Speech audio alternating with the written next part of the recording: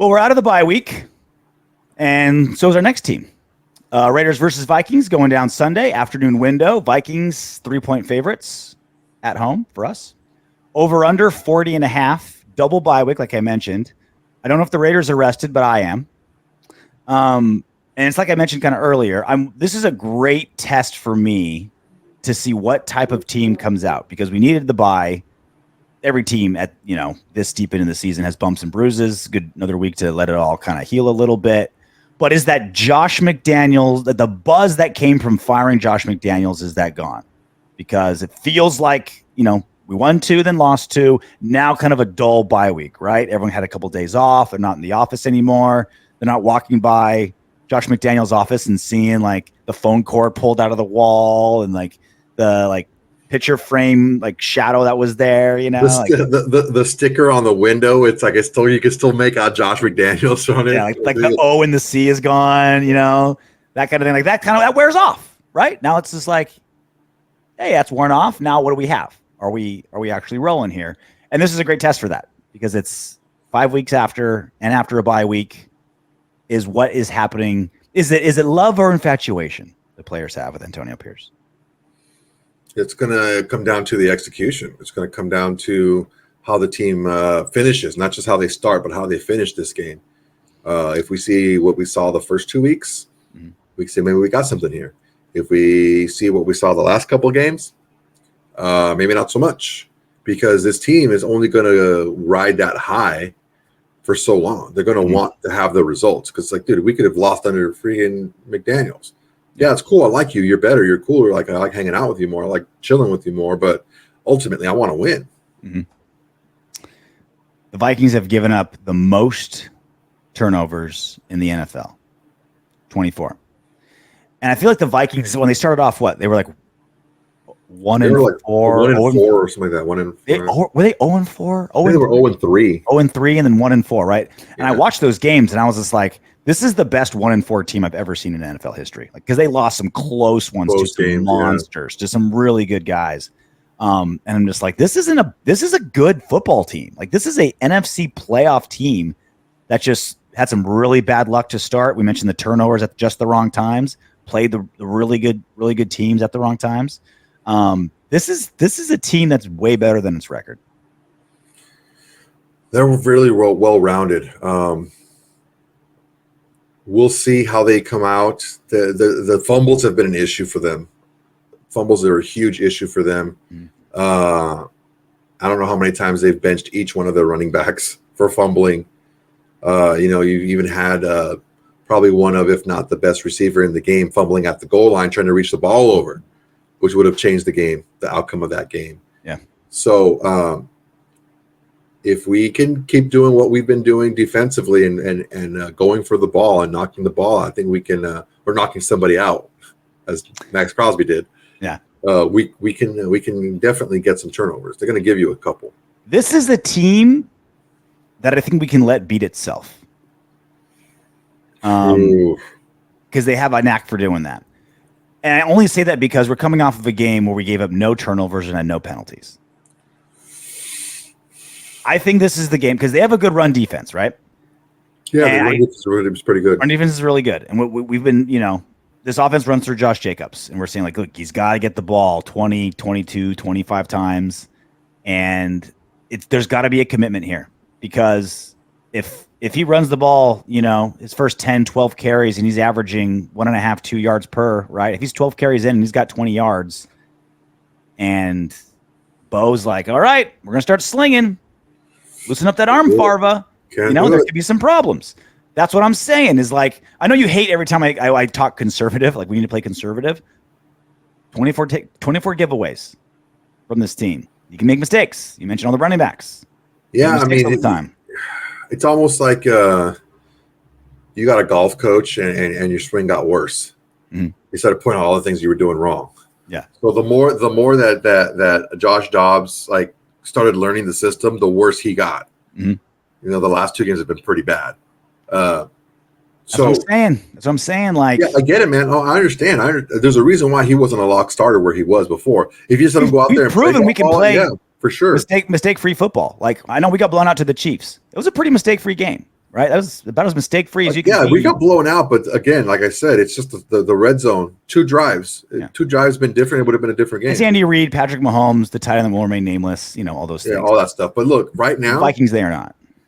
If we continue to run the ball in the second half, he had Josh Jacobs had like 2.8 yards of carry last game. Mm-hmm. Well, when he had a huge game against the Dolphins, against the Jets, who were a really good defense too against the run. Jacobs had a really good yards per carry last game, but only because he had that 66 yarder. It was high. Yes. It was like in the fours, but against take away the big one. Yeah. Like against the Dolphins, he had like under 3 yards of carry. Well, he had under 3 yards of carry until he had that 40-yard run against the Jets. Yeah. So it's like that's what you got. But now run was also in the second half. You keep wearing them down and wearing them down and wearing them down, and you're going to pop one run. But the thing is, you got to keep consistent. You got to stick to it.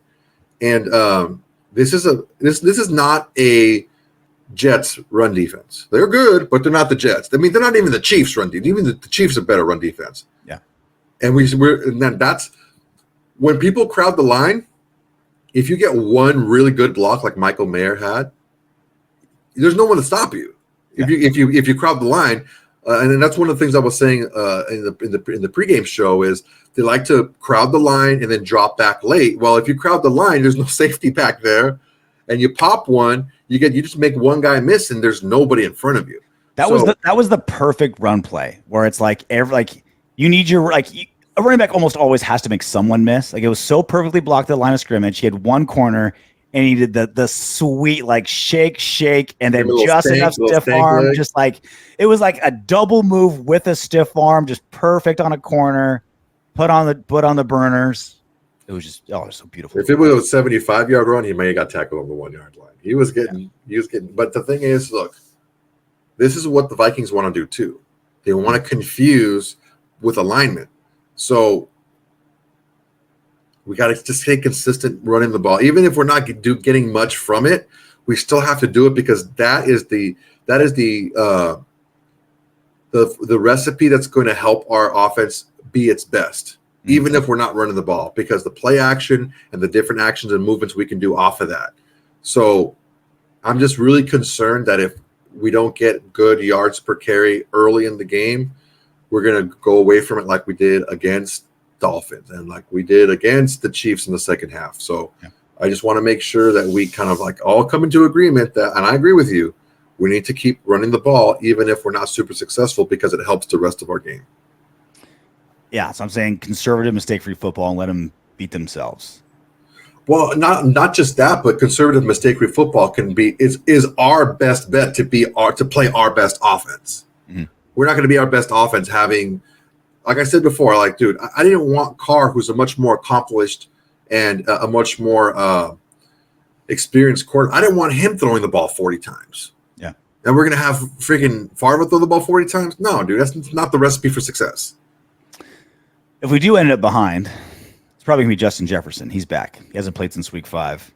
But this is the good thing. The Vikings haven't scored 21 points in back-to-back games in their last 2 games. Haven't scored 21 points.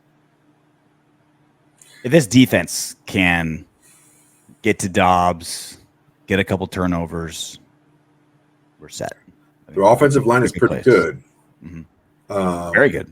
Yeah. So I think that Jefferson, they said that he's not a lock to play, but if he does, which he probably will, he's going to be on a pitch count. He's not going to play his normal, 80, 90% of the snaps. He's not going to play all that. So it's not going to be like we're going to get 100% of him. I would have rather him not play, but I mean, he's not going to play his full load. It's wild how we really haven't been crushed by big receivers a whole lot this season. Like when you match up really, really good receivers, the best receivers to our DBs. I think Rico only didn't beat us like that because he got hurt. Yeah. And he was out. He had over 100 yards. Yeah, he had a pretty damn good game. I mean, the best receiver in football had a good game against us.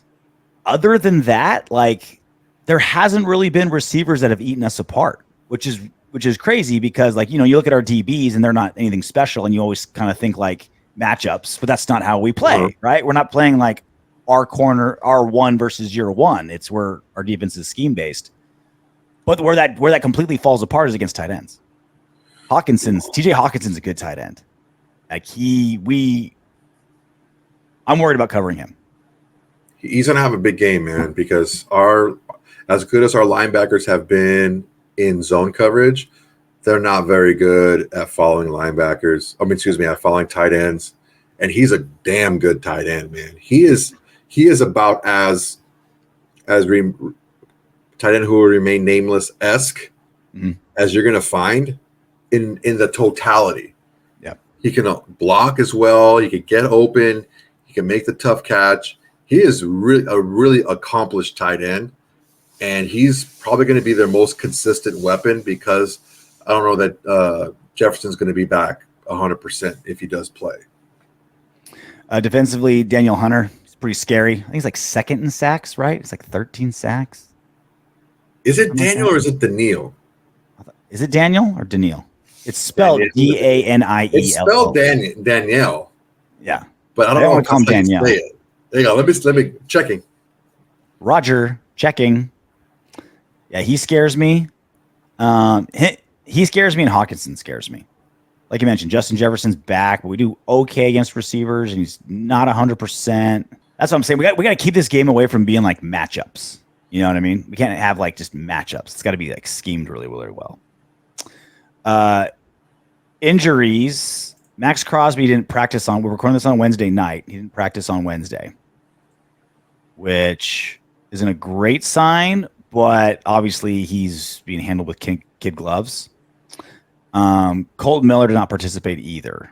I don't know what his status is, but we're hoping, our two best linemen are going to be able to play. It's going to be a must. If we want to run the ball the way we need to, and if you want to give Favre enough time to be able to do what he needs to do against that secondary who can be beat, we